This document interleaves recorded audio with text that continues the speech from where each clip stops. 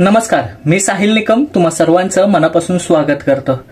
तर छत्रपती शिवाजी महाराजांवर आधारित चित्रपट ज्यांना पाहायला आवडतात त्यांच्यासाठी खुशखबर आहे। तर ती खुशखबर अशी आहे की वीर मुरारबाजी पुरंदर की युद्ध कथा हा चित्रपट जून 2025 मध्ये रिलीज होणार आहे। आणि अजून एक ह्या चित्रपटामध्ये सरप्राईज असणार आहे की 90च्या काळात रामायण ही सिरियल आली होती आणि ती सिरियल ज्यांनी गाजवली होती त्यातील जे कलाकार होते अरुण गोविल आणि दीपिका चिखली हे दोघंही या चित्रपटामध्ये भूमिका करणार आहेत। अरुण गोविल हे शहाजी महाराजांची भूमिका करणार आहेत, तर दीपिका चिखली हे राजमाता जिजाऊ आऊसाहेबांची भूमिका निभावणार आहेत। अरुण गोविल यांनी रामायणामध्ये प्रभू श्रीरामांची भूमिका केली होती आणि दीपिका चिखली यांनी सीतामातेची भूमिका केली होती। ते दोघंही ह्या चित्रपटामध्ये भूमिका करणार आहेत आणि तो ऐतिहासिक चित्रपट होणार आहे, कारण बऱ्याच वेळानंतर या दोघांना आपण मोठ्या पडद्यावर पाहणार त्यामध्ये। त्यामुळे खूप मजा येणार आणि खूप एक्साइटिंग आहे। आणि पुरंदराच्या युद्ध कथेवर आधारित हा चित्रपट असणार आहे। म्हणजे आपल्या सगळ्यांना माहिती आहे की पुरंदराचा जो युद्ध झाला होता